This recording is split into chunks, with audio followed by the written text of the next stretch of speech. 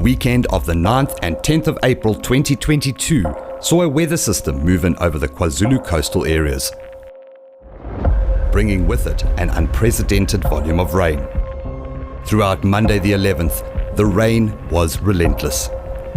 The water table rose, the rain runoff had nowhere to go, and the earth started to give way. Widespread flooding turned quiet little streams into raging torrents, which left many areas underwater. What followed was horrific. Landslide after landslide, causing indescribable devastation as they destroyed everything in their path. Washing away houses and roads, some just swallowed up as if they never existed. The ultimate price was the enormous loss of life and countless number of people still unaccounted for. The Mobi 911 Emergency Response Management Control Room received no less than 81 calls for help that were directly related to the KZN floods. These are their stories. Mobi 911, please state your emergency. My boundary wall just collapsed. Yeah, it's just our whole entire bank has collapsed at our house and knocked down walls in our house. Okay, sir, are there any injuries on scene at your house? Are there any injuries or entrapment? Hello, we've got the whole neighborhood in our house. We've just had a huge mudslide come through our entire house. Is it a block of flats? What kind of building is it? Is it a house? There are so many houses and blocks of flats. Are you aware of if there's any entrapments in the flats or any injuries? Yes, there is. There was broadcast on the group that there is somebody that's currently stuck, and they believe that there is more people involved there. Okay, we're going to get the emergency services out there. Apparently there's a car and somebody stuck in the car and the car's busy floating. It's being washed away. And the water is about 3 blocks from the top of the tank. The whole day it's flooded. You guys aren't going to be able to go in with a car or a bus or something. My 14-ton trucks are underwater. Landslide. Are there any injuries, entrapments? It looks like multiple homes have been taken out. Please, quickly! A very good evening to all our viewers from across South Africa and across the world. My name is Wynand Laatz and I'm the Operations Director of Mobi 911 and your host for this evening. The stream is being broadcasted live from the Yahoo Guest House situated in Westville, Durban. Again, just to warn our viewers that some of the content and stories might be sensitive to some. Viewer discretion is advised. The footage and voice clips used this evening are actual events from the night. This live stream is in remembrance of all the victims that lost their lives in this tragic disaster. Our thoughts and prayers are with the families, as well as those suffered damages to their properties. Mobi 911 would also like to thank the unsung heroes of KZN floods, from the emergency services to each and every resident that stepped up to help those in time of need. Thank you. Please feel free to leave your comments in the comment section. The recordings you just heard are only some of the incidents our control room had to deal with. You could hear the fear, devastation, and helplessness in those voices. People needed help, and they needed it fast. The first point of contact was with our control room, and on that night, one of our operators had the mammoth task of ensuring that each and every Mobi 911 panic gets dealt with accordingly, and she did just that. I want to introduce Tatum Aldworth. Some of you might recognize her voice, and she might have dealt with your emergency. Tatum, welcome to the stream. Good evening, Wynand and viewers. Thank you so much for having me here. It's a pleasure. Thank you. Tatum, where do we start? Where do we begin? These KZN floods that had taken place was devastating. It was scary. Something I've never seen before in my lifetime. On that night, we've dealt with 81 panics. You dealt with it, the other control room operators dealt with those panics. Have you ever experienced such a mammoth or large amount of call volume in your 12-hour shift? I have never experienced anything like this since my time with Mobi. In the past, being a medic, I would even say that that night was probably one of the most traumatizing evenings that I've had since my time in the field. So it was very difficult. Yeah, I think just like how we were busy in our control room, various other services, public, private, has also been busy with panics. So yeah, we really take our hat off to you and all those staff that went over and above to assist. I mean, you guys are the first point of contact with the people out there, with our clients who's in distress, who needs help. Your paramedic experience, you are a registered and qualified paramedic, am I right? Yes. Did that help you in the control room to deal with those emergencies? Absolutely. Obviously, as a medic, you're trained and you learn over the years and with experience to remain calm in certain situations. But as I said, I have never dealt with anything as traumatizing as that evening that I was on shift.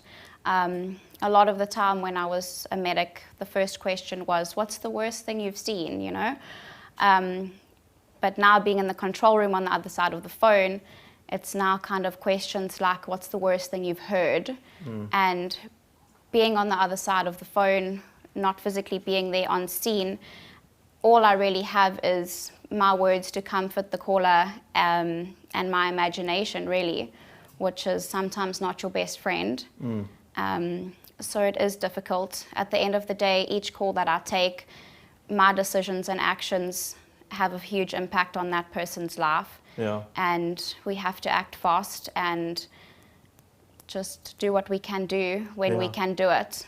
Well, Tatum, I went through all our recordings of each and every panic just to ensure that everything was followed according to protocol. Those recordings that I listened to was heartbreaking, number one.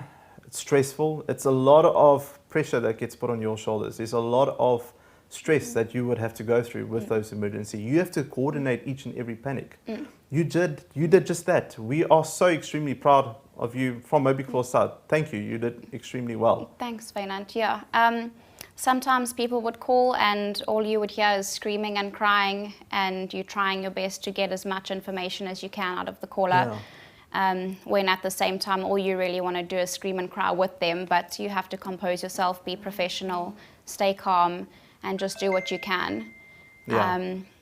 As difficult as it is not being there physically on scene, we just have to do as much as we can in the control room and try and dispatch who we can if they're available. The most difficult thing was probably that there were no services available. So because they were also busy. They were also busy. So even though I'm getting a caller calling in saying that they've got entrapments in their house, and I have to kind of beat around the bush really in the most kindest way possible to ensure that I'm getting the correct message across to the caller that we are trying to get help to them, even though in the back of my mind I know that it could take hours for help to reach them. Yeah.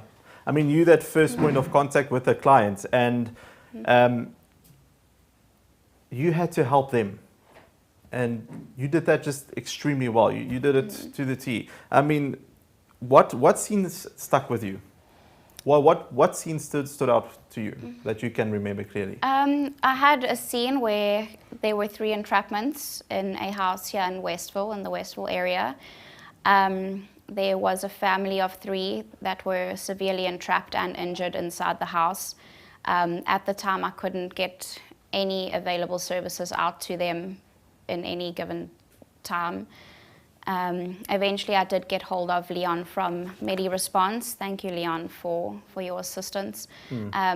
Yourself was on scene at the time as well, Wynand, and your voice notes to us begging for help was also very traumatizing. Obviously, being the first man there on scene, it must have been difficult for you as well. And difficult for me as well, because I'm sitting in my home when all I want to do is really just get out there and help where I can. Put your boots on and come and help. Yeah, exactly. So a lot of the time you might think that being in the control room is a lot easier than being out in the field, but I would say that it's not that much easier. I agree. Being in the control room on the other end of the phone. Yeah. Yeah. Well, one of the scenes that Taintum you mentioned now is the one from Western Road in Westville. We're actually going to We're going to talk about that scene a little bit later in the live stream. We've got a few comments that have come in from our Facebook page. I'm going to bring one up on the screen here. This comment is from Warren Schultz. Westwell residents came together and helped those in need. You know who you are. You made a difference in so many people's lives. I salute each and every one of you. Now, I presume Warren Schultz is a resident of Westwell as well. Again, you were in communications with emergency services, with the volunteers on the ground. You were that middle person. You coordinated all of that. Yeah, you so made it happen. Basically, when the emergency services were not available, our Westwell community and other communities and surrounding areas pulled through like you cannot believe. I am just at a loss for words for the amount of help that we received from the community, the neighborhood watch patrollers. Yeah. I think if it weren't for them as well, a lot would have been worse. Tatum, what did it feel like when you finished your shift, your 12-hour shift? I remember sitting on the edge of the bed and my body was actually physically shaking. I think I was in a bit of trauma myself, to be honest. I did feel a little bit of disappointment in myself that I didn't manage to save everyone. You know, obviously you want the big success story, but at the end of the day, it's not always the case. Yeah. But I'm at ease knowing that I did try my best and knowing that I could. You need to hold on to the fact that you know you saved people's lives, and that's what matters. You can't always win. When I was in the police, I was always told that you can only save so many people. You can't save everyone. You can't be the hero the whole time. And you did just that. You saved a lot of people's life. Well done. You should be really, really proud of yourselves. I'm sure our viewers are extremely proud of what Tatum has done, what you've gone through. And we have the utmost respect for you. We've actually got another comment here. Let's see if I can pull this up on the screen here. This is from Debbie de Felice. I hope I'm saying that right. It definitely wasn't an easy task, Tatum. Can imagine your fears. You were there. Tatum, thank you so much for joining us, for taking your time and speak about your experience. Thank you so much. Thanks, Wynand. One of our first panic alerts received for this evening was from our client, Laura Byrne. She activated her Mobi 911 panic button. Our control room jumped into action, but little did we know that this was only the start of a night that will forever live in our memories. Copy, Mark. Leaving the office now. Make my way there. What type of rescue is required? Come on, team Aberfeldy. It's a big mess here. I'm going to try and get access into the property.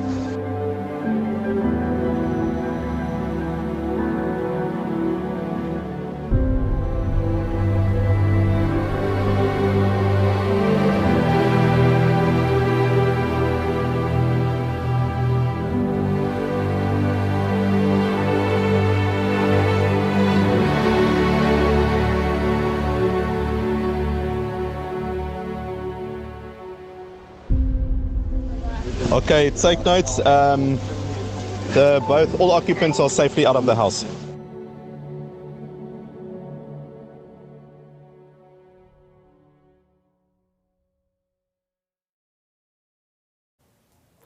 I was one of the first emergency service on scene. Everyone responded to this Mobi 911 alert. We were expecting destruction. We knew we were in for a busy night, but little did we know. I could hear screaming. I could hear people in distress. I managed to get into the property and I was shocked at what I saw. An entire embankment had come down onto Laura's residence. It was a raging river by a kitchen door. There were residents running around trying to help, but we all were so terrified at what we saw. Someone had a ladder, one of those extended ones. We used that to bridge the gap between us and Lauren's kitchen door. I got onto the ladder and crawled my way across to the door and opened it. That's where I saw Laura with her family. I could see the fear in their faces and the uncertainty of what to do. Laura, thank you for joining us tonight. It's the first time you saw those visuals. It's surreal. Yeah, it's quite unsettling that no matter how many times we go to site or see those pictures, they never get old.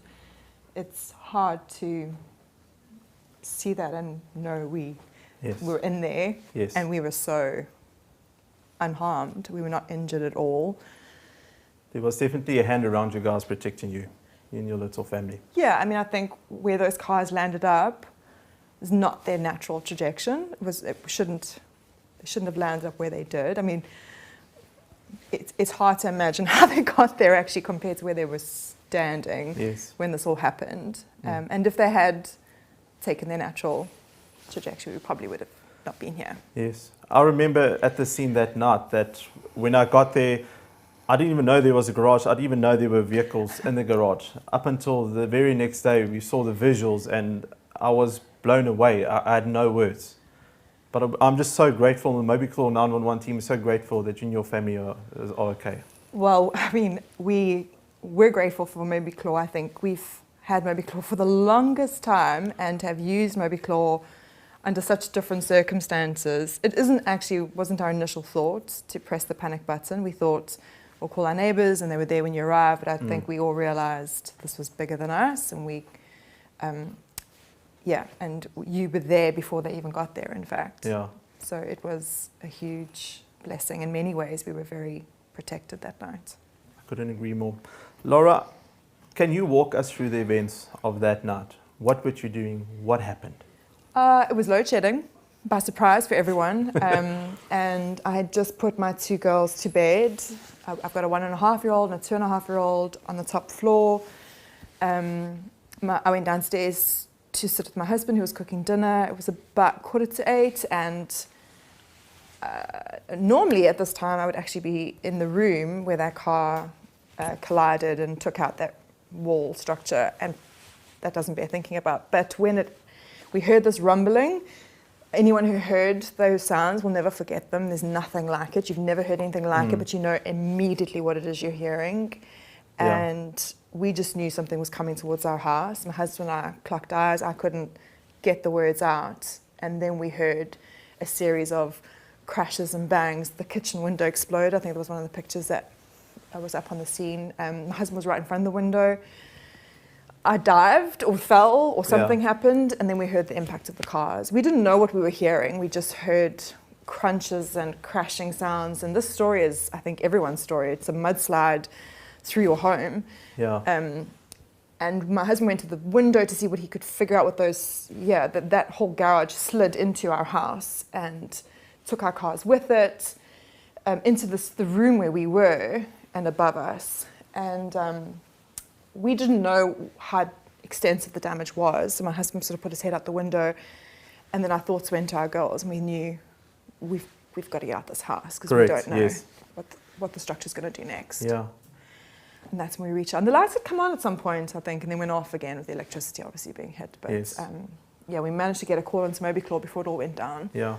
Yeah. Well, it's actually that evening I was on my way to the office.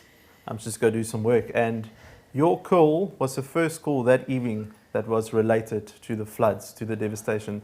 After that, it was just one after another they came in. It was so surreal. We couldn't believe it ourselves. And I expected a small landslide or mudslide. When I got there, it was a river by your kitchen door. No, it was nuts. It was surreal. But what was beautiful and amazing was seeing that the rescue services that came together at Laura's scene. Obviously, this being the first call, a lot of the units were still available to respond out. We had people from Rescue Tech, Netcare 911 that arrived there, and we created a daisy chain where we could pass, the little ones to a place of safety. And you went down through that little part there by your kitchen door.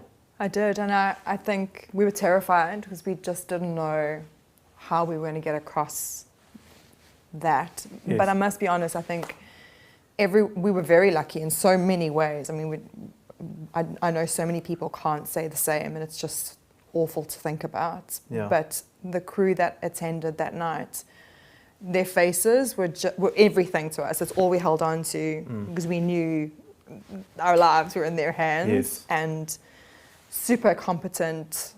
Everyone was just like, you're going to be okay. And not a single face that we looked into was anything but assuring and calm. We were not calm. And that's what you needed in that situation. We needed that because we could not. We were terrified to our boots. This is what you went through now. What advice can you give to other families if the same had to happen to them? That is an impossible question, Wynand. I mean, I think... Like, what do you do? That landslide comes into your house. What's your first thought? What should they do? Forget your possessions. Focus on the people around you. Yes. Get Mobi if you don't have it. That sounds like a punt, but honestly, I've had it for the longest time. And ironically, was going to cancel my membership in January. I thought, I'll just keep it a bit longer. Thank you. But honestly, it really is just get to safety. I think there is no other priority except just get the hell out as quickly as you can and make sure you've got people around you who can do that for you. No, I fully agree with you. You guys are obviously busy cleaning up at the house now, trying to get everything in order, waiting for insurance, assessors and all that to come through? It's an impossible task. I mean, I don't think we were the most significantly affected, and the volume of work that needs to be done is a massive barrier in itself. Yeah. So getting people to kind of get on site and look at things, the cars are still where they are. We don't know when that Amaranth comes out, what's going to happen next.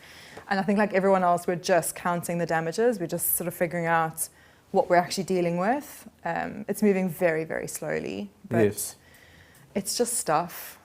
It's just stuff, really. I've got a few comments here from viewers that's busy watching this live stream. Okay.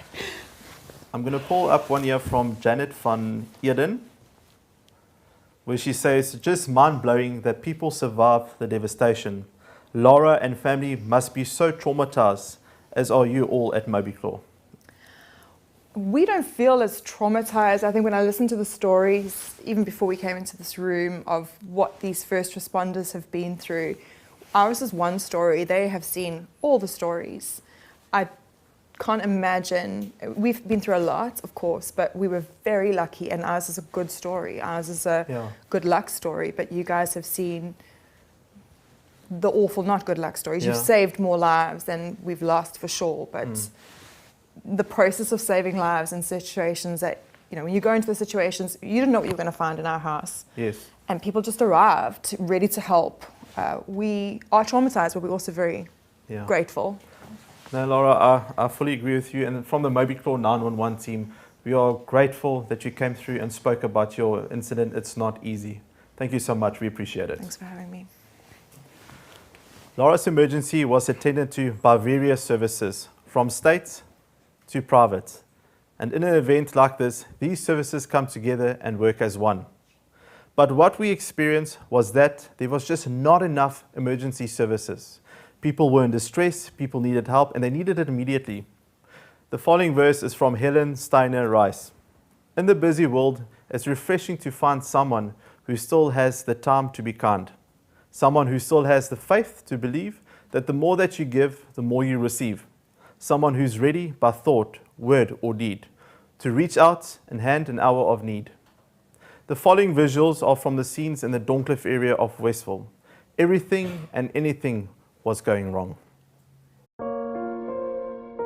Mobi 911, please state your emergency.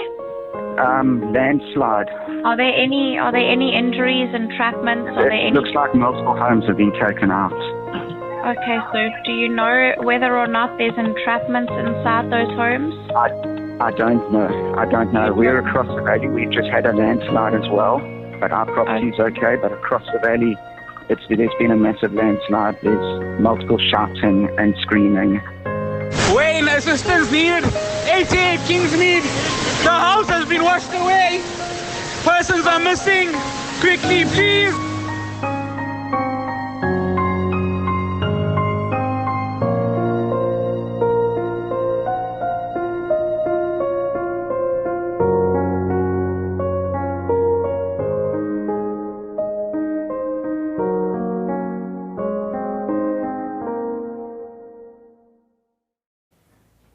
All search and rescue personnel were actively busy on other scenes. All paramedics, firefighters, policemen were all busy dealing with someone's emergency, someone's cry for help. Unfortunately, a lot of these scenes could not be attended to. However, there were residents, volunteers, neighborhood watchers, responders that left their families behind to help others. They are the unsung heroes. They were the first line of assistance that people required. And I'm honored to introduce to you Rob Priest and Wayne East. Guys, gentlemen, thank you for joining this stream. Thanks for having us. It's nice having you here. Where do I start? I know you guys, I know how influential you are in the Doncliffe area of Westville. When something goes wrong, you are the guys that get called to go and assist and help where possible.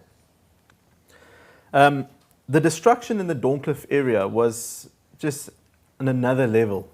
A lot of people that came into the area actually said that they've never seen destruction like this before, as opposed to the other areas. But all areas of eThekwini were affected by this floods.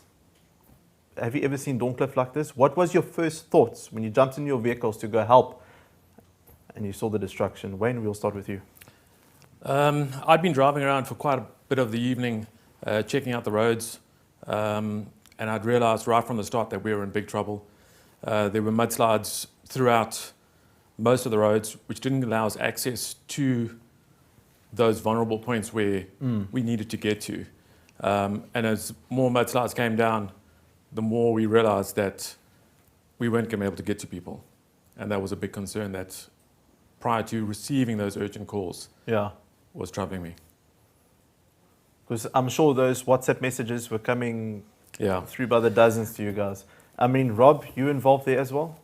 Well, I had attended a few. I decided to stay just this side of the N3, and Wayne ventured out a bit. And it looked bad, but it wasn't too bad yet. We didn't know what was coming. And I'd actually gone home to have a cup of tea and get some dry clothes on. Just having a cup of coffee, I think, and it came through. David Bramley's house was flooded, and it came through on the Mobi channel. And being a good friend of his, whatever, jumped in the car and kissed my wife goodbye, put on the wet clothes again, and that was the start of the most insane evening I've ever had in my life. The sadness, the adrenaline rush. I only went to sleep 42 hours later.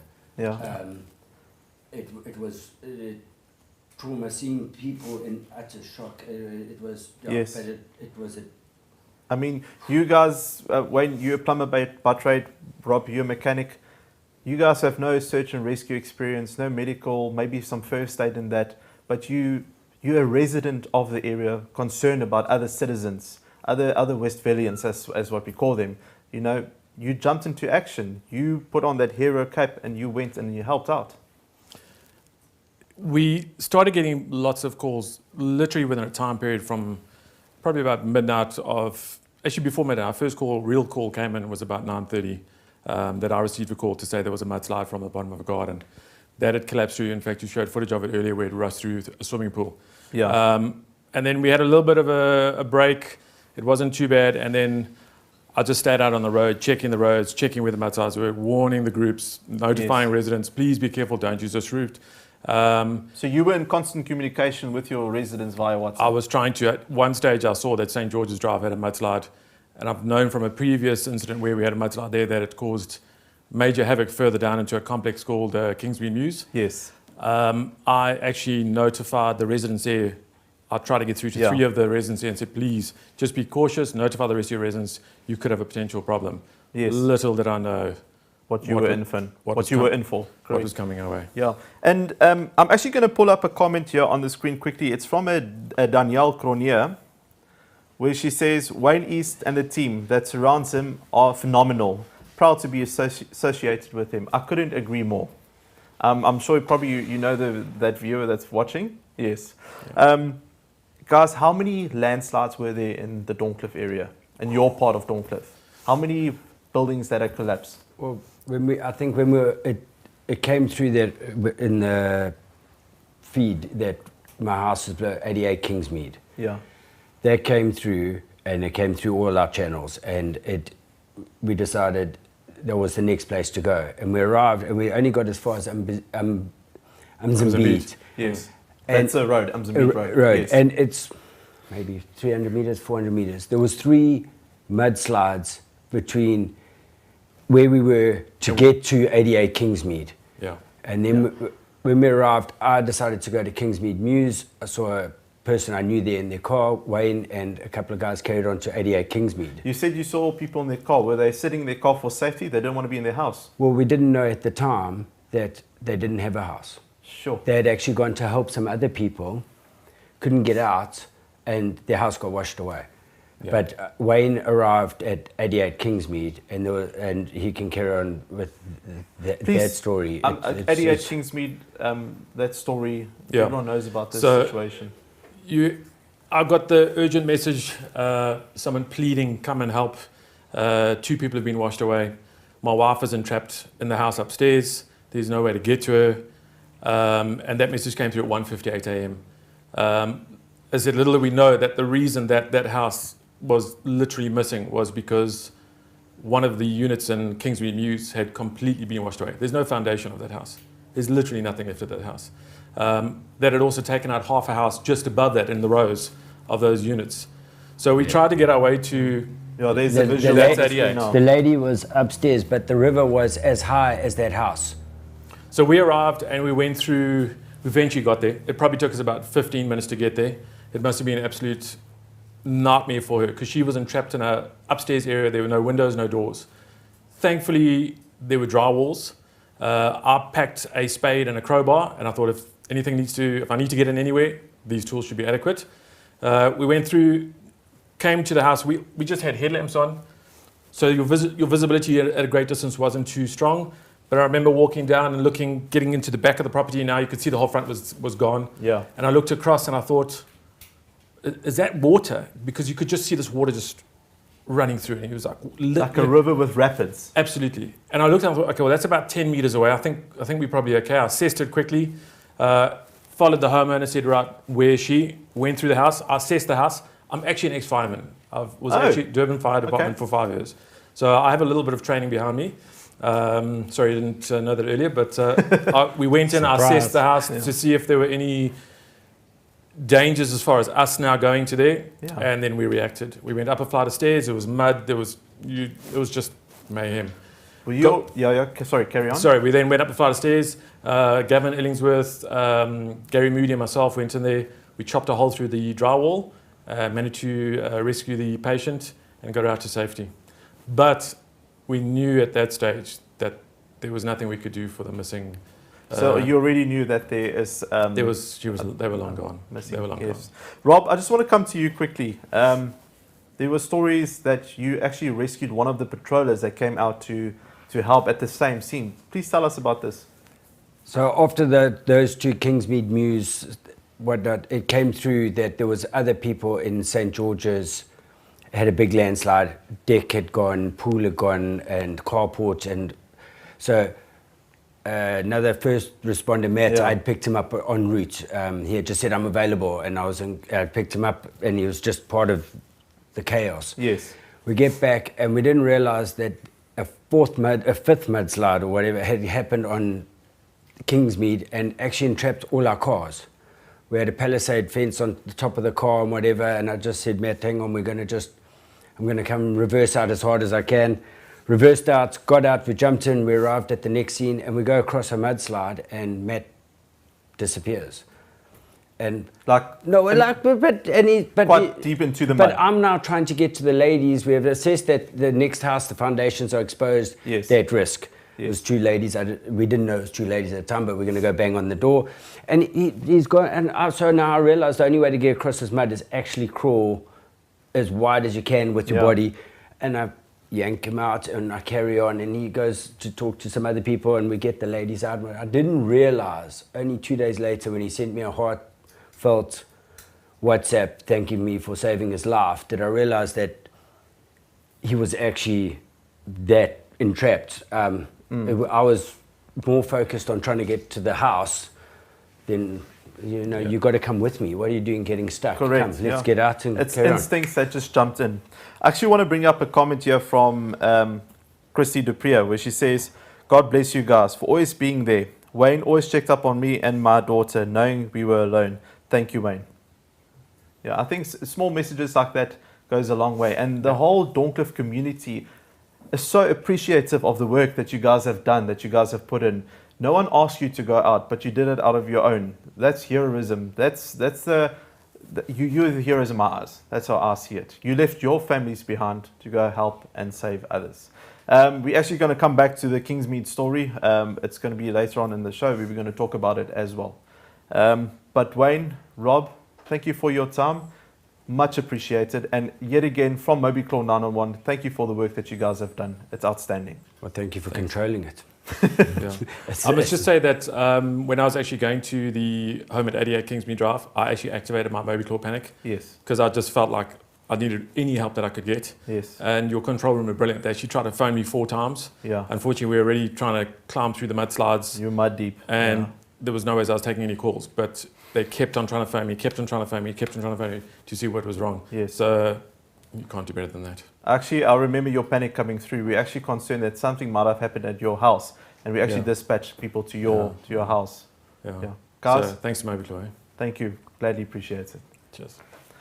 Our control room received a call from one of our clients who informed us that a resident on Western Road in Westville was stuck in a house that had collapsed. I had just finished up at another scene when Tatum dispatched me to Western Road. Mobi Claw 911, please state your emergency. A friend's just phoned. His house has collapsed and they're buried underneath it.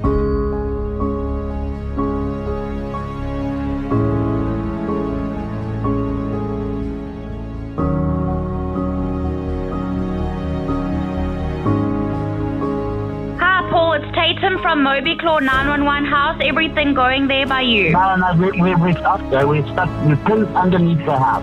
The whole house fell on top of us. I'm just so fortunate I found my cell phone. All right, sir. I'm going to try and get services to you as soon as possible, okay? Oh, please. We're going to die.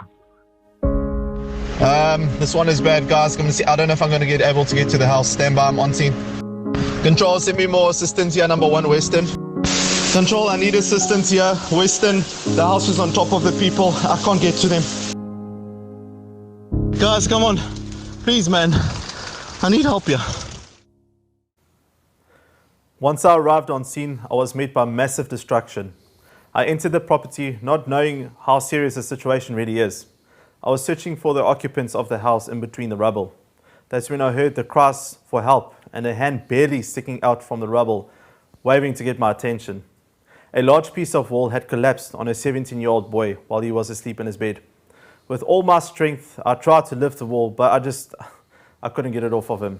Knowing how serious the situation was, I pleaded for help. I just needed more hands to lift that wall. I could hear the cries for help from the 17-year-old's mother and her fiancé Paul. I could not even see them. I've never felt so helpless in my life before. I needed help, and I needed the right help. Serious help did arrive with the right tools. Joining me is Mark Myers, speaking on behalf of Leon Fourie from Medi Response. Unfortunately, Leon could not make it this evening as he is still on a search and rescue mission, which we appreciate. Mark, thank you for joining us. Wynand, yeah, a bit on the spot with this one because unfortunately Leon couldn't make it, but I'm going to answer as much as I can. No, thank you. This one actually put a throg in my throat, if that's the right word. Take me right back. Mark, it was this terrible scene. I think it's the one that also affected Tatum as well. You heard the phone recordings of Paul himself being entrapped. You managed it. You witnessed it from a control room's point of view. What services were dispatched? What transpired in this call? Well, Wynand, I think the first thing is Tatum was doing an outstanding job, and we knew that services were stretched. So my primary concern was that Tatum stayed in contact with the people that were entrapped, with Paul and the family, and try to keep them calm while I helped manage to try and get services to there. As you mentioned, you were the first on scene. There was actually Saeed Sheikh, one of the other patrollers from the Berea West area, came to assist you. But by the time he got close to the scene, there had been more mudslides, and it was almost impossible for him to get there.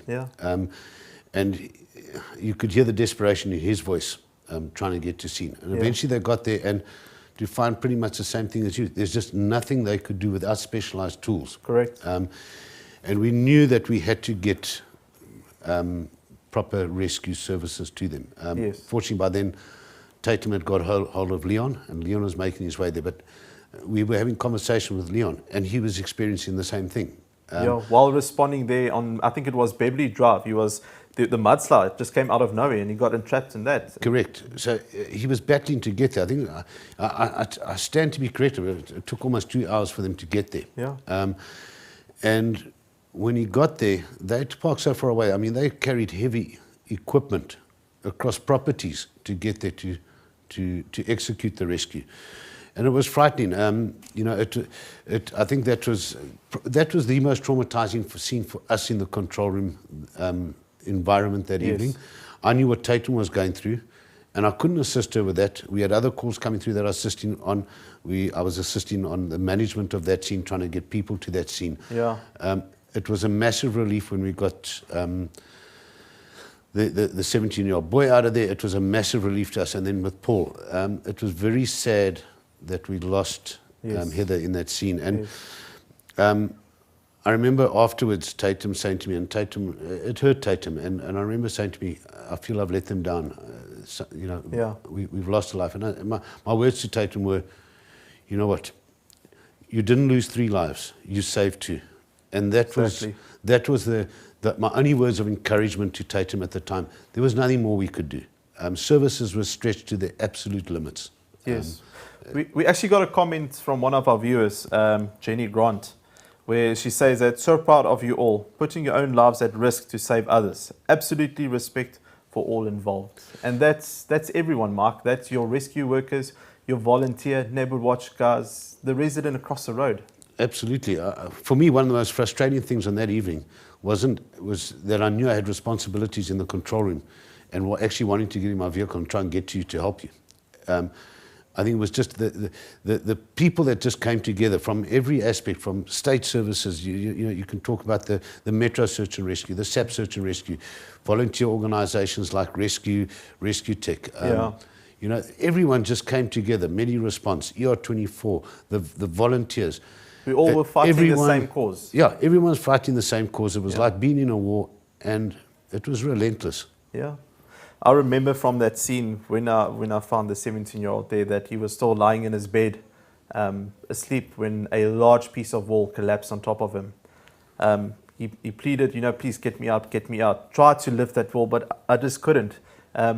Mark, I believe that when the rescue team arrived there, they used I think the viewers would know it as the jaws of life, but within the rescue community, it's known as spreaders. Where they take, you can call it the jaws of life, and they slowly lift the wall, and the guys packed bricks underneath.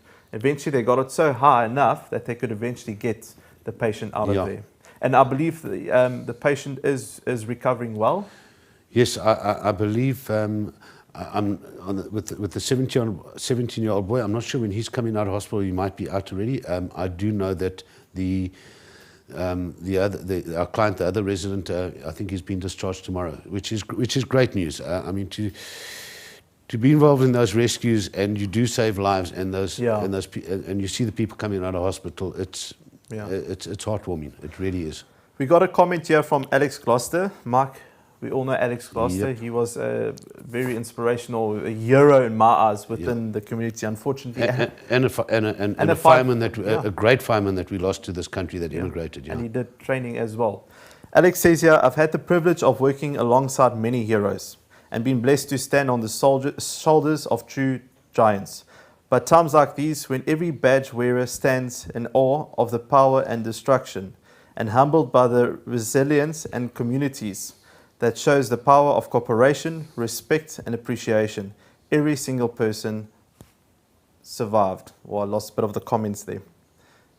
So, that's words from Alex. Yeah, it's always heartwarming getting words from Alex coming, speaking from the UK now. And I think we, as Mobi Claw, stay in touch with him. He was a good friend of Mobi Claw's. He did a lot of good work in communities and just a wonderful person, and very sad to have lost him. And he would have played an integral part of that evening if he was here. Yes, no, without a doubt. It was amazing to see just everyone standing up together, holding hands, and just get the work done. Absolutely. It would have been nice to have Leon on the show here, to speak from a search and rescue point of view.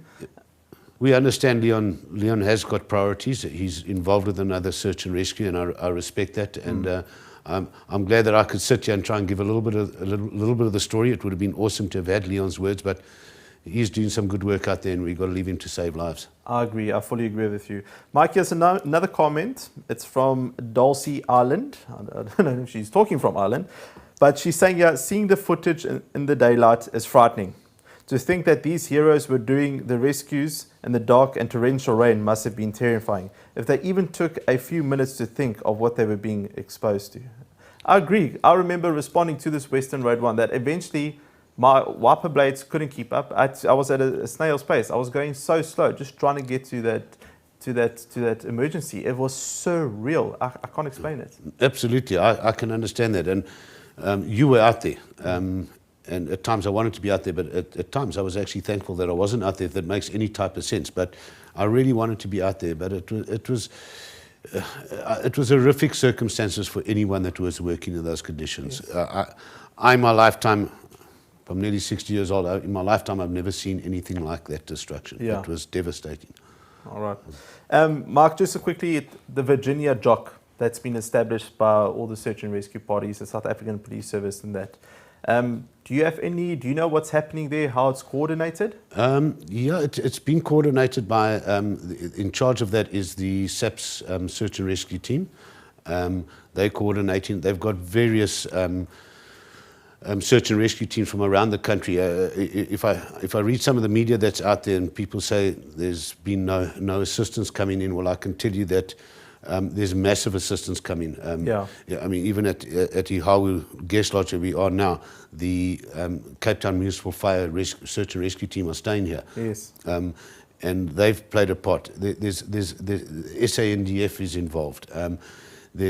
People said there are no choppers. I know of choppers that are out there. There's fixed wing aircraft that are out there. So it's a massive effort that's coming from the Virginia airport. Correct. And they're also flying out to various areas to do humanitarian aids. Am I correct? Dropping food. Correct. Yeah. Gift of the Givers is involved. Is heavily involved in running that side of it. And I take my hat off to all just the residents that have contacted us and come forward wanting to give, and we've put them in touch with the Gift of the Givers and requested that they do the drop-offs over there, and they're doing a wonderful job. Yes. No, I couldn't agree more with you, Mark. Mark, thank you for standing in for Leon. Gladly appreciated. We're actually going to have Mark on a little bit later again as well. But from our side, thank you. And then I'll see you a little bit later. I'll see you shortly, Wynand. Thank you. Our next guest used to be a paramedic, a close friend of mine and a client of Mobi 911. I reached out to Brandon Danks to assist us on a call where a vehicle got swept away by a river in Pinetown, Durban. Brandon didn't even hesitate and jumped into action. Mobi 911, please take emergency. Hello, hi there. My name is Claire. I'm calling from Charles Road Avenue in Pinetown. We had a house that's collapsed. We've got a gentleman that's trapped underneath some rubble here, and there's a kid missing. There's a whole bunch of people here that are here to help. Brandon is here, and he said I'm going to phone and try to catch someone just to try and get some help here because we need search and rescue to help. There's mud everywhere. The gentleman is trapped. We're in desperate need of help.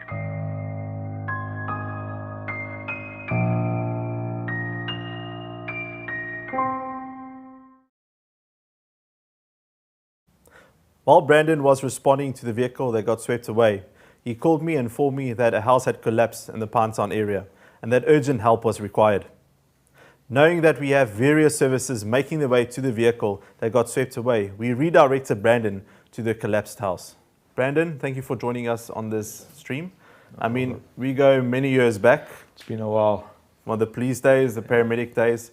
And I know you as a person that I can always rely on, that I can trust. You call a spade, it is what it is. Yeah. And that's what I appreciate and respect about you. Thank you. Brandon, things were bad that night. You've been in the emergency services for long. Have you ever experienced something at this magnitude? Listen, I've seen some things in my years in the emergency services and the years after, but I've never come across a disaster that occurred with so little warning and in such a short space of time. You know, we went From getting home from work on Monday night, making supper and sitting down and relaxing to noticing how hard it was raining. Yeah. And within an hour, my phone started going, car stuck in the river, car stuck in the mud, car stuck here, people stuck. Yeah. So I was out when I got your call, and it just pretty much escalated from there. It's literally all hell broke loose. Yeah, it was chaos. And it was everywhere, not just Westville, Pinetown, Durban, the informal areas, you name it, it was everywhere. Brandon, Western Road collapse. It's a terrible one. You responded to that. Can you walk us through what transpired? So I arrived at Charles Mowat and tried to get as close as I could to the property, and came around the corner and I saw there was a wall there and there was no house. Yeah. The house is now in the road. So the whole entire house? Yeah, I would say 90% of the house had shifted from its foundation across their driveway and into Charles Mowat. Yeah. So getting into the property was difficult because you were walking through knee-high mud, bits of debris, glass, their possessions. Fortunately, by the time I got there was already quite a few community members on scene. There wasn't a lot of structure, so they had found where the father of that household was entrapped, and they had already found 2 of his children. So I requested that they remove the children from the scene, get them as far away as possible, because my biggest concern was a secondary landslide because of where the first one had come from. Yes. Very possible that more could come down with the amount of rain we had. Yes. So it was difficult. Time was against us. The longer that guy stayed in there, the more difficult it got. It was raining hard. No, it was. It was bucketing down. To the point where you open your mouth to talk and you have to spit water out. I remember seeing your footage of you driving your bakkie. Now, I know your bakkie. That thing is high. There's big tires on that thing, Yes, bull bars, you name it. Yes. And the water was actually splashing up from the front. Yeah, I had water over my bonnet. Yeah.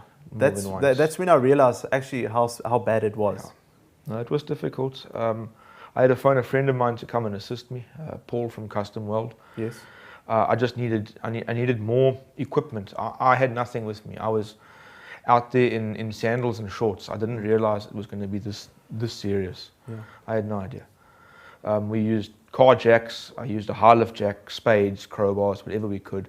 Just to try and free the father? Yeah, and it was virtually impossible. He had what to me looked like a huge section of load-bearing wall of the house. Yes.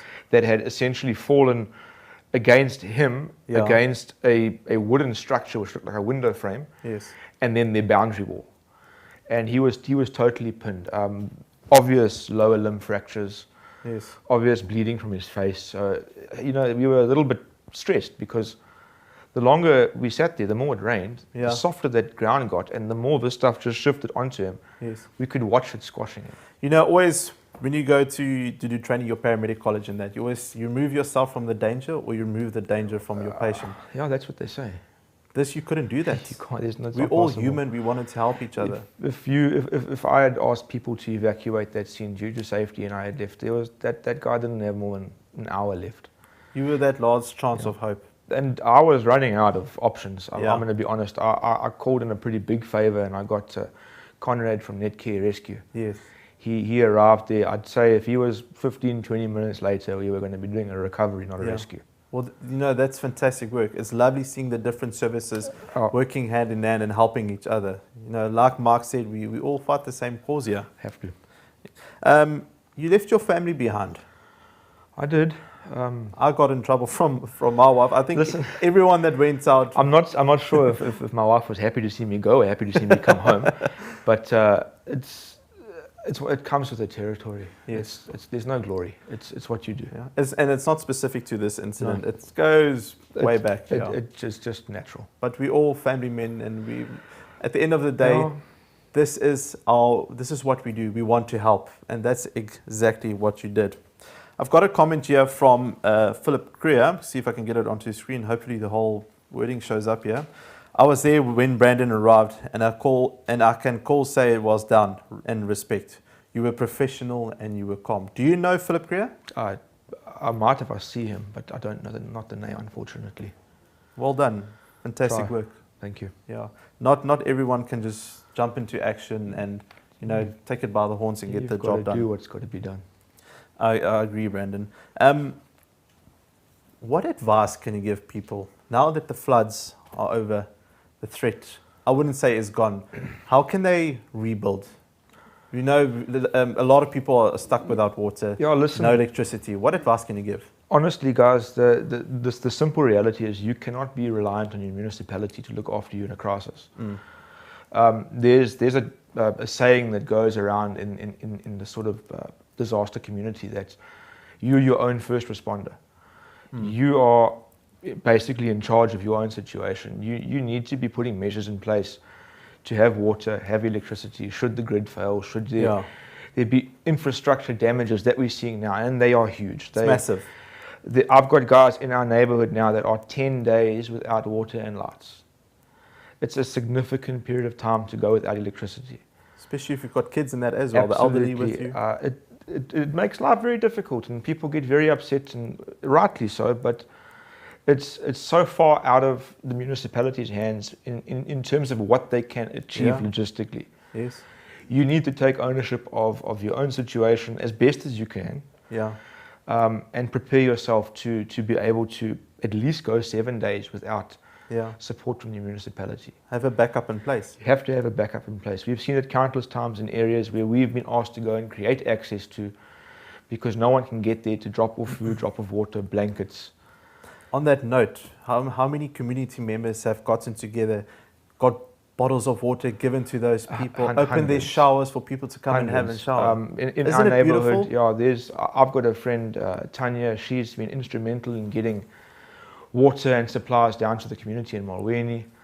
So everyone's banded together. It's been a real, basically an event of camaraderie. We've got a comment here from Julie on our Facebook page where she says, Brandon, you are a hero. You are the most selfless person. Thank you. I mean, I'm just a guy. What I do, I think anybody would do if they were in my position. Yeah. It's not something that needs praise or a pat on the back. It's just what you got to do. There will always be certain people that would stand out in a time of need, and you are one of those people. We've got another comment here from a Travis House. I hope I'm pronouncing that correct. Brandon is my go-to guy for info on preparation. The man knows what he is talking about. Take in what he says and keep it up, Brandon. Yeah, he's a good friend of mine, Travis. Brandon, I'll follow you on Instagram as well, and there you post a lot of your things. I do. What is your? My Instagram is Let's Get Lost South Africa. It's pretty much an outdoor adventure sort of vibe. I'm not here to punt that. Sorry. Yes, no, but I mean, put me on the spot now. No, the thing is, we want to give our viewers advice how to prepare. I talk about stuff like storing water, what to do in situations like this. I covered quite a bit of the flooding on there. Yeah, and spoke about what you can do to basically minimize the impact that this can have on your life. Obviously, if you've lost your house, the impact is there. There's nothing you can do. Yeah. But you focus on what you can do, what you can achieve. Small steps, small goals, bigger picture. I agree. Brandon, thank you for having you on the stream. We really, really appreciate it. Appreciate the opportunity. So hopefully I'll see you in better circumstances. Not likely, but we'll Definitely. hope. Yeah. Brandon, thank you so much. Take care. One of our own control room operators who was off duty at the time offered to assist by going to some of the scenes where assistance was required. I can hear you, Tara. Is everything okay? No, I've got it collapsed. Has the house collapsed, Taran? It's like a landslide has come through the house. It swept in through the house. Team, I'm on scene.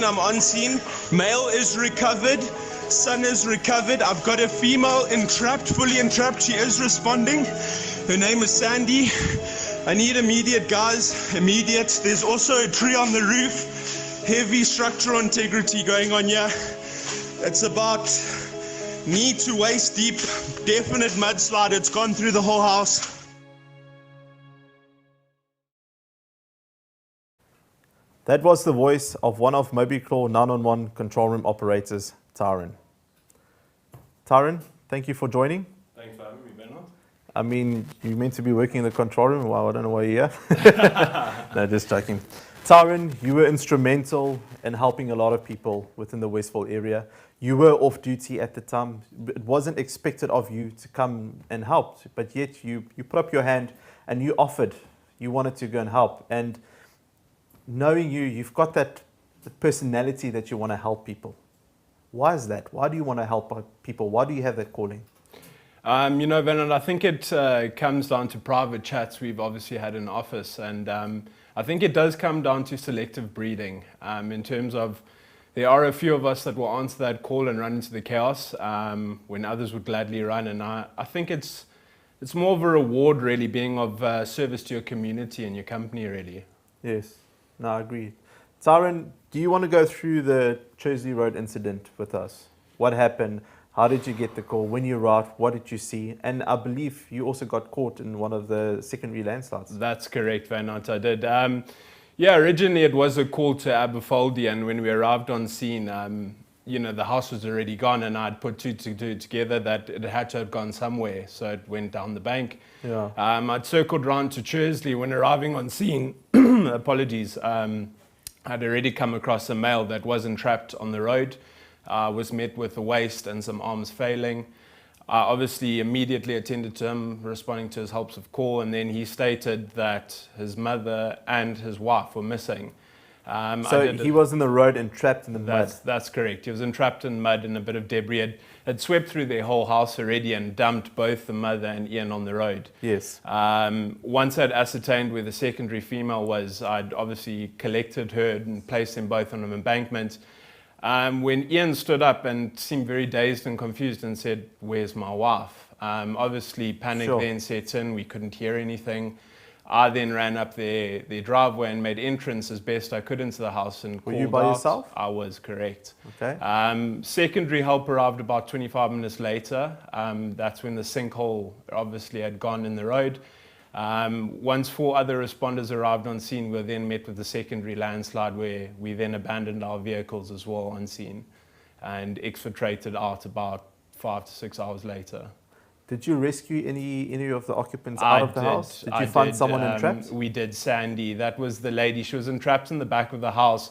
Obviously entering the house, it was quite surreal being in waist-high sort of sludge and rubble. Yeah.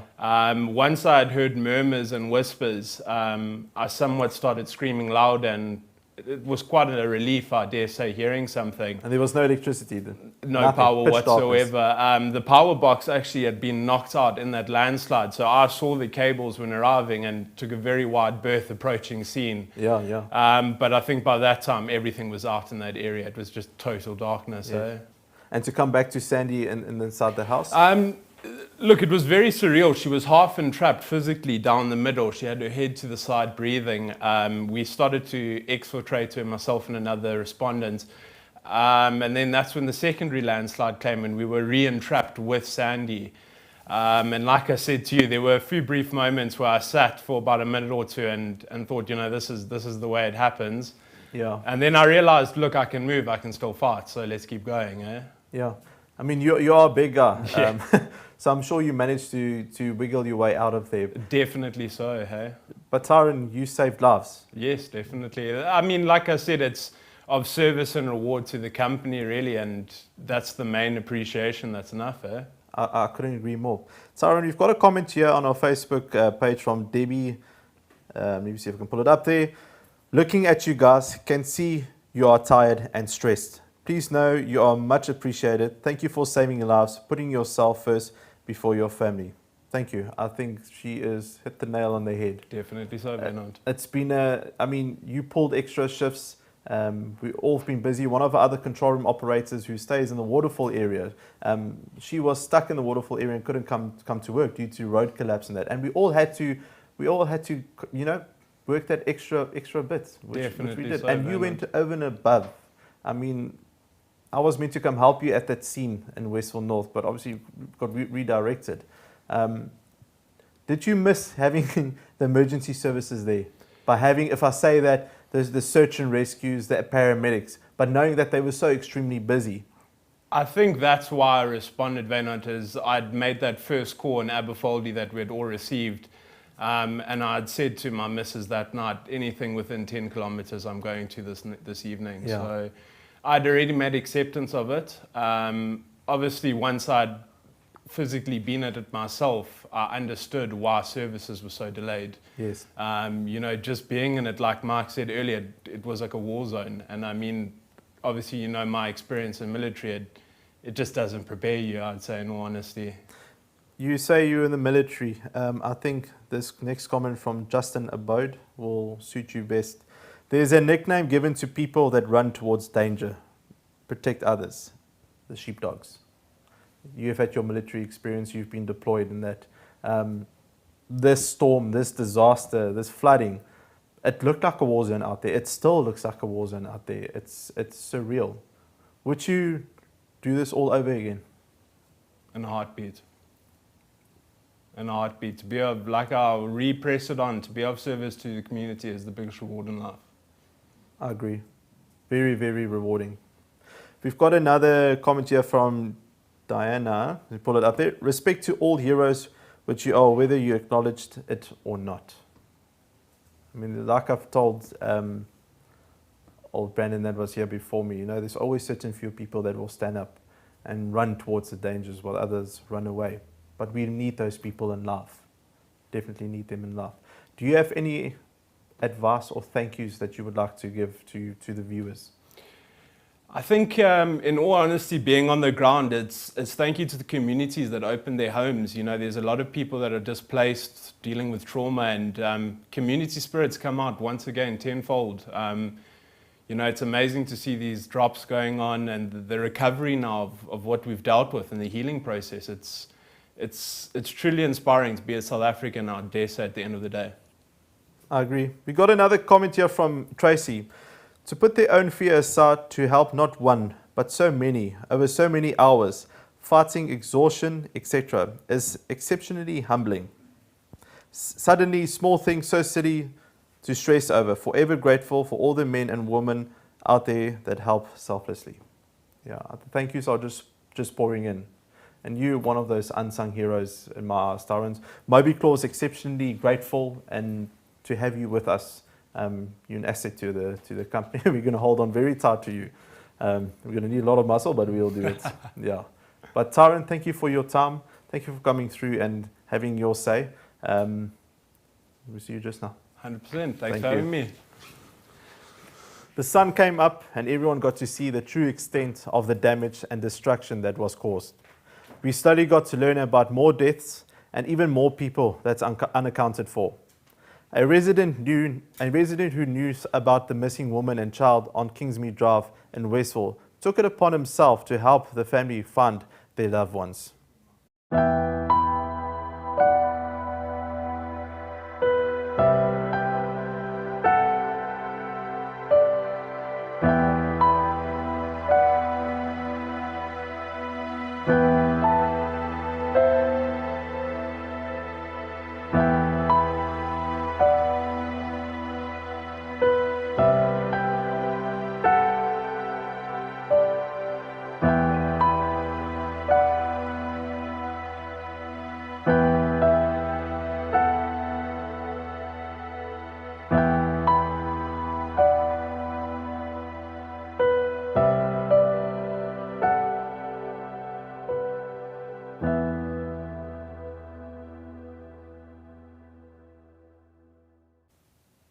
Regan and a team of volunteers took it upon themselves to assist in the search effort to find the missing 4-year-old child and grandmother. Days of searching eventually paid off and gave the family closure. Regan, thank you for joining us this evening. It was a pleasure. Where do I start? We all know about the floods that has hit us. It's scary.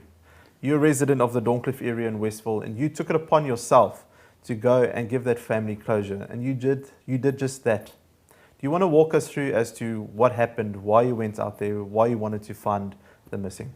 Sure. I think, you know, for me it all started on the Wednesday morning when the Westville community came out in their droves just to assist with cleanup operations and try and take something extremely abnormal and get it back to normality. And I was only assisting as far as cleanups were concerned when I came across a family member searching for their loved ones. You came across them at their residence? That was at 88 Kingsmead Drive. Okay, yes. And she had said that they were looking for little Laik and their grandmom Paula. Yeah. And I just had a feeling that this is where help was needed, and we started our search at 8:30 on the Wednesday morning. You say we, it's you and also volunteers from the area? One of the family members was on scene, as well as Mike from our community group. Yeah.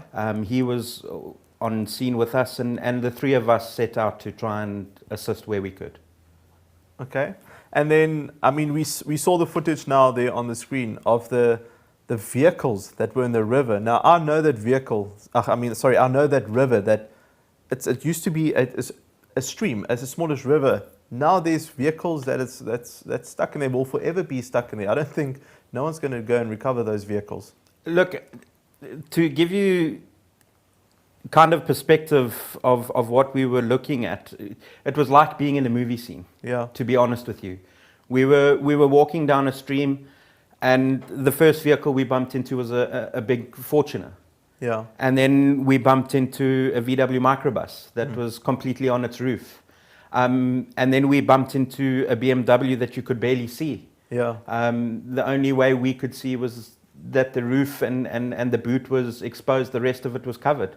And the size of that river, or the magnitude of how that river had changed overnight, you were walking in between reeds 30 meters apart from each other. So what was once a 1 meter stream was devastation. 30 meters, the water level you could see had risen to above homes in size. And it was just something phenomenal to see it. It was... Yeah. I actually joined you on that on the search for a little bit, where we could see the destruction, how high the river actually got. Absolutely. The debris. I couldn't believe the amount of mattresses that was in that river. I just couldn't believe it. And tools. Obviously, with the houses, the garages that's been swept away. It's like you say, it's like a scene from the movie. It was crazy. There's no other word to describe it. It's indescribable, actually. Yeah. To see what had washed away from homes and to see the destruction that these floods had caused. And when we first started searching, we knew we were in for a tough task to try and find bodies in the magnitude of what we were dealing with. Yes. But we stuck to it. Now, if I can recall, you gave us a call saying that you think you might have recovered the body of the missing person. Yeah. How far from the scene was that? The first body that we recovered on the Wednesday afternoon was 1.2 kilometers from where her home was. Yeah. And when we discovered the body of the grandmother, we immediately contacted Mike from Mobi. Yes. Because we knew that we would then get real help and we would get it fast. Yes. Actually, I can recall that day because we had some time on our hands. We thought, let's go help and assist and see if we can find the missing people. I teamed up with ER24, their search and rescue wing, and we went out looking, gumboots on, whatever clothes I had left, went looking, through the river. And that's when we found you. You gave closure to that family by finding the granny, and I'm sure that family is so appreciative of that. They were there on the scene as well, and they were so grateful for the help and the service that volunteers like Regan came to the rescue, came to and try and help. In the same breath, we had the rescue teams from Port Shepstone. They came up and assisted in the recovery, and also a big thank you to them as well. Yeah. Regan, the boy was also recovered. Correct, yeah. Gave closure to the family. Correct. How many days after the actual storm, and where was he recovered? We continued our search on the Thursday morning from the house back down towards the Chesterville area. At that stage, it was myself and a few family members, and I had made a conscious decision that it was getting late, and I didn't want to be walking through the Chesterville area at that time of the evening. Yeah. And so we called the search off on Thursday at about 5:15. Yeah. And on the Friday morning at 8:30 we started again. We walked through the Chesterville area. Yeah. We got to a point in the Chesterville area where the Umkumban River bent to the right, and there was a gorge. We made a safe decision to say that it was a bit dangerous to try and tackle those conditions, being volunteers.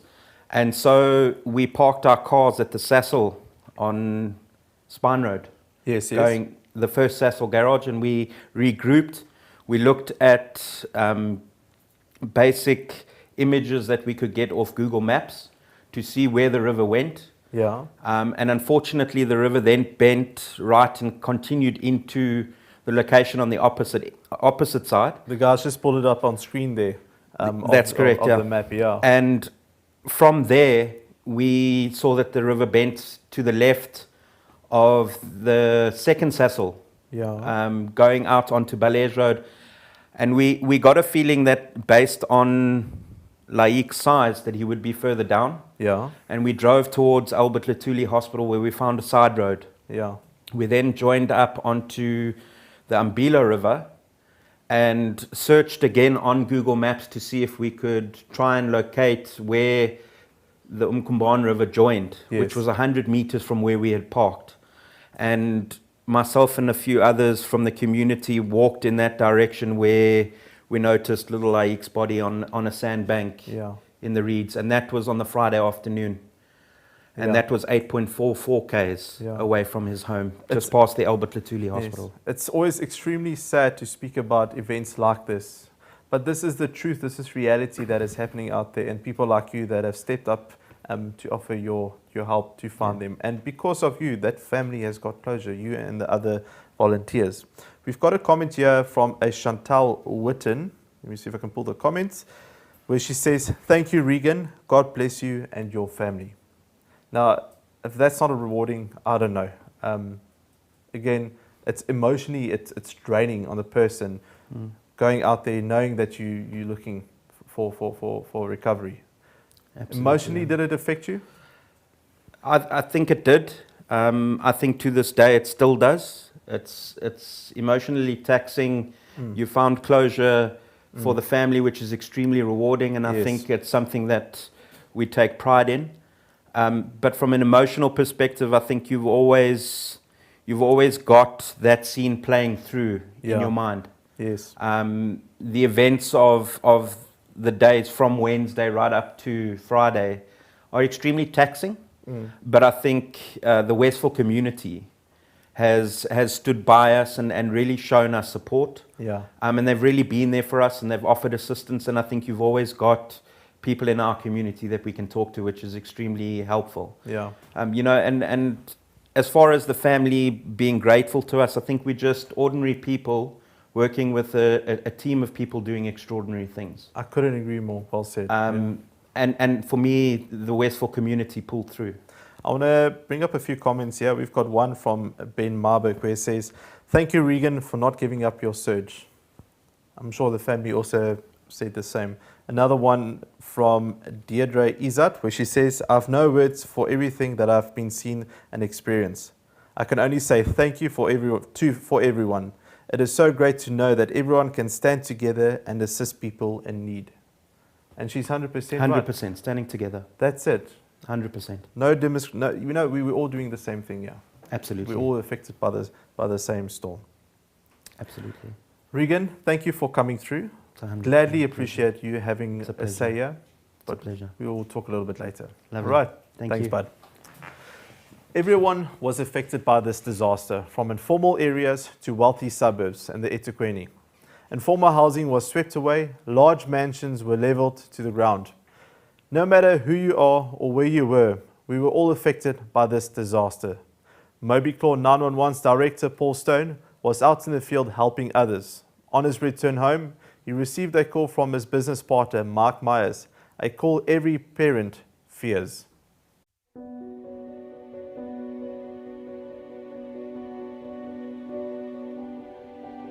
Mobi 911, please state your emergency. Yeah, I've got someone with me over here that I'm taking her to Compton Hospital. I believe she asked me to contact Mobi Claw. Damien's going to stuck in my house. We need to let Paul Story know that our house is collapsed, and Damien's going to stuck in the house. If you can inform Paul Stone that Damien Stone is stuck in the house. Do we know if he's all right? Yes, I spoke to him last time. I spoke to him while I was in the hospital. I was safe, and he's still stuck in there while they're trying to get him out. Okay, thank you. I'll appreciate getting an update, Paul, quickly.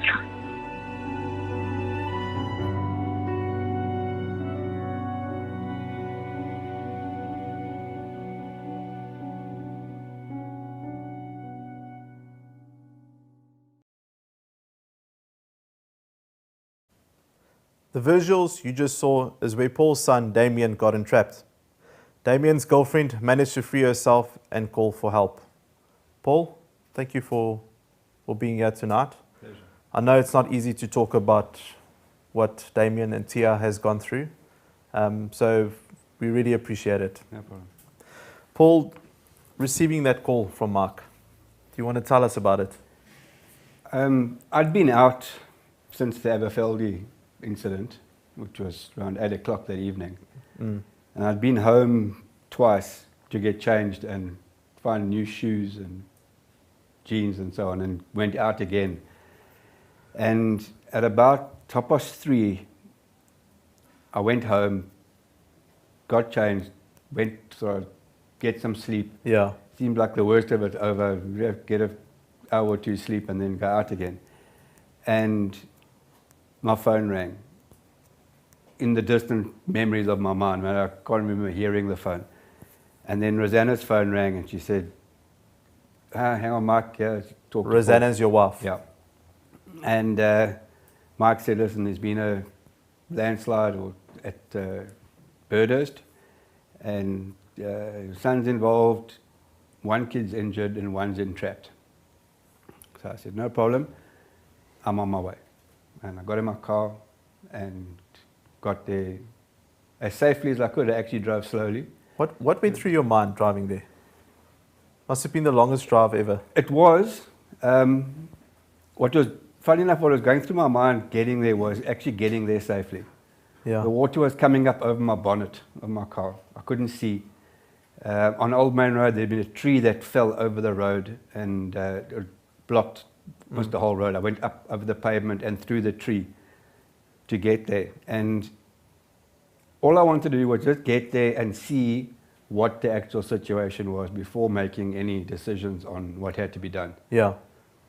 As I stopped, there were some volunteers there. Paul Rose, Justin and Bob were waiting in the road. And they're from that area there? Yeah. Okay. They were first on scene. They briefed me and we went up to the house and we couldn't get through to him. We were stuck in the roof of the main house. They were in a cottage above the main house and a landslide washed their cottage down through the roof of the main house. And he was entrapped in the roof with concrete either side of him. And we found any bits of debris we could get to put down on the mud so we could get to him. Yeah, because if you're going to walk in that mud, you're going to go right down. Well, it was waist deep. Yeah. Derek Banks from Meditech was actually there with him, and Derek was up to his neck in mud. He was brown. Derek, he's a paramedic? Yes. Okay. And another guy, I don't know his name, but I believe he's from Tracker, was also sitting there. But they couldn't get to Damien. Yes. He was too far in, and it was too unstable. So we got a space blanket for him to try and keep him warm, because it was 4:30 in the morning and pouring with rain. And I was just sitting talking to him, calming him down. I asked him if he could move his feet, if he could move his arms, which he could. What state of mind was he in at that time, knowing that he's entrapped and his dad is there with him? He was actually very calm. He was speaking to us. He said, I'm trapped, I can't get out, I can't move, but I don't feel any injuries. I can move my feet, I can move my hands. Yeah. So we just assured him that help was on its way, we were going to get him out.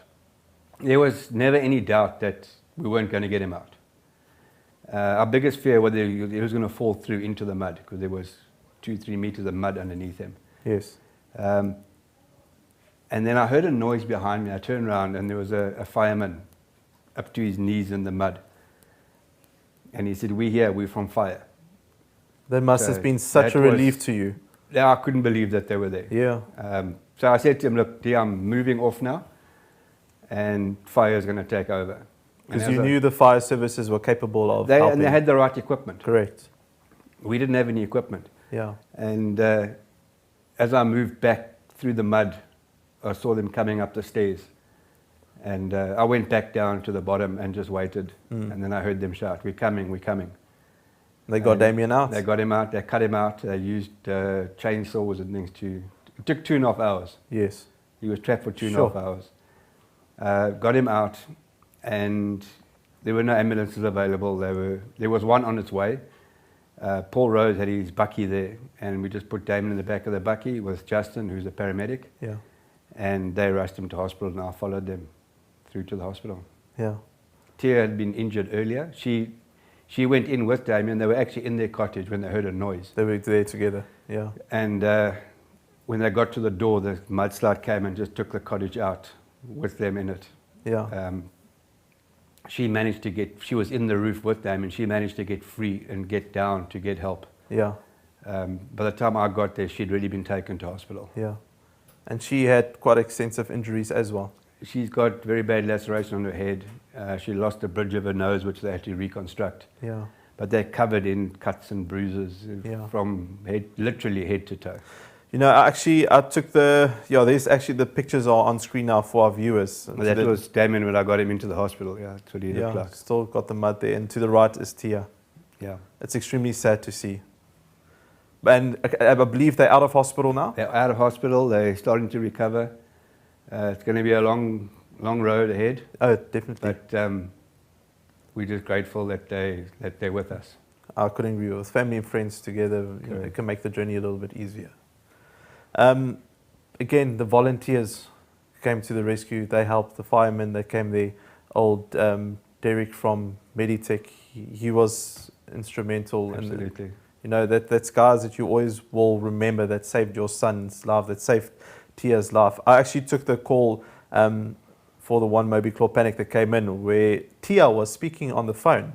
And when only afterwards I realized that it was her speaking. I couldn't believe it with the injuries that she had, that she could speak on the Very phone. calm. And it's like she kept it together. Absolutely. Absolutely. And that blows me away. Yeah. It really does. And how are you and Rosanna doing? Yeah, we're coping. We've got obviously both kids to get back on their feet now. They've lost everything. Yeah. Unfortunately, Tia lost both her parents in the accident. They were in the main house. And so we're taking each day as it comes. Each hurdle we get over is one less. Yeah. And we'll come through it, and we'll all be stronger and better for it. I agree with you. Paul, we've got a comment here from Dulcie on our Facebook page, which says, Paul, your calmness and training certainly made an awful situation survivable. It could have been so much worse. So many people are so grateful to you. Thank you. You've been through a lot with your deployments, border war and all that. So from the Mobi Claw 911 team, we're here for you, for Rosanna, for Tia, and for Damien. Thank you very much. Appreciate it. No, thank you. Paul, we'll see you a little bit later, and you. we'll have a nice chat afterwards. Thank you, mate. While people were busy rebuilding, clearing roads, and helping with whatever they can, the South African Weather Service issued yet another warning of heavy rains forecast for the Eastern weekend. Mobi Claw 911 jumped into action and established a joint operational centre known as a JOC.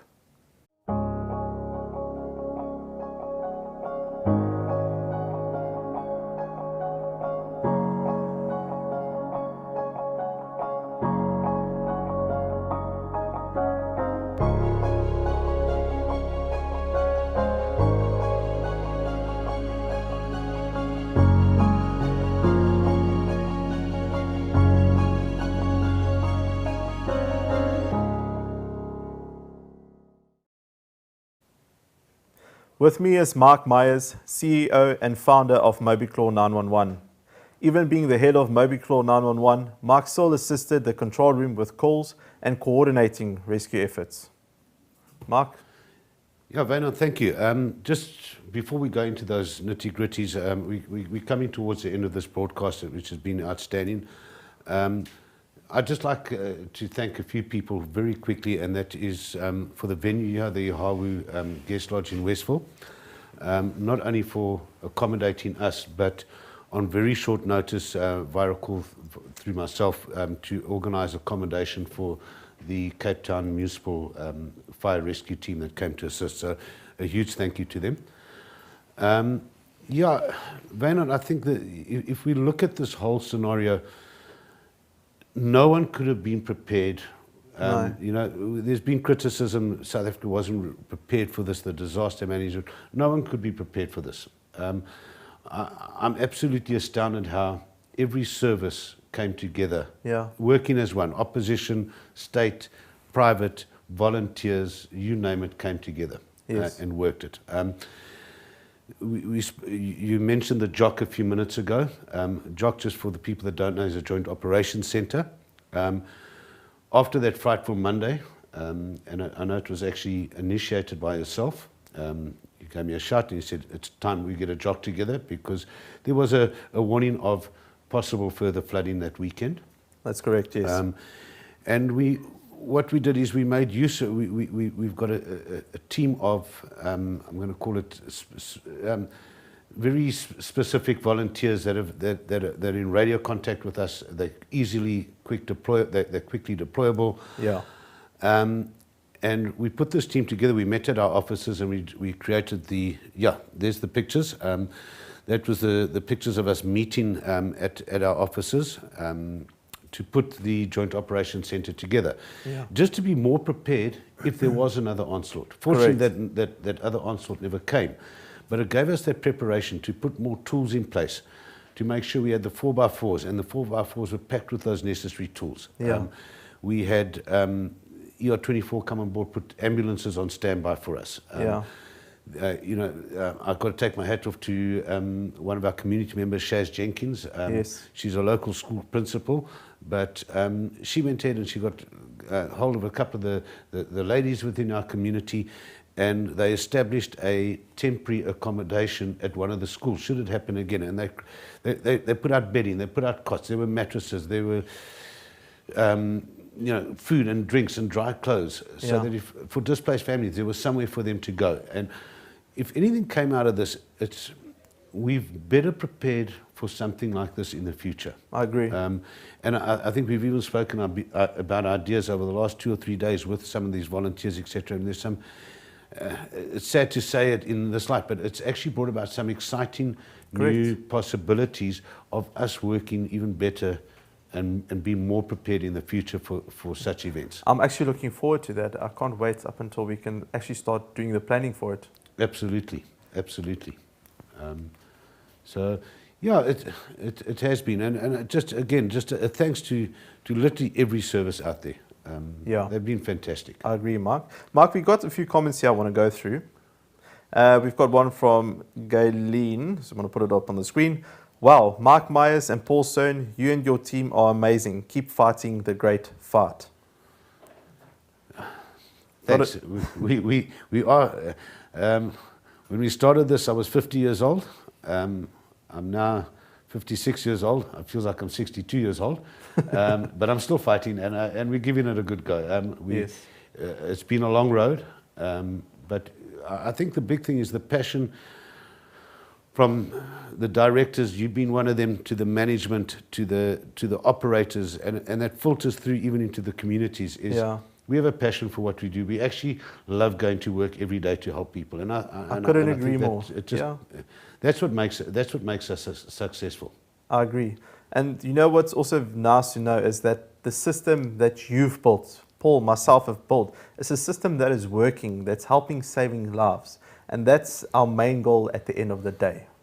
Yeah, I mean there's a lot that went into it. I mean, people don't realize the background of it and the digital side of it, the technology that goes into it, and the manpower, what it costs to run this business. But what that frightful Monday night did is it proved to us we can operate under immense pressure, because it was immense pressure. And come through and get the job done. Yes. Which was, for us, I think that was our biggest test ever. Well, it certainly was. It was our biggest Without test a ever. doubt. Yeah. And it's also beautiful to see that Mobi Claw 911 works hand in hand with all services from any side of the business spectrum. Absolutely. Whether it's private, state, fire, medical, search and rescue, we work hand in hand with all services.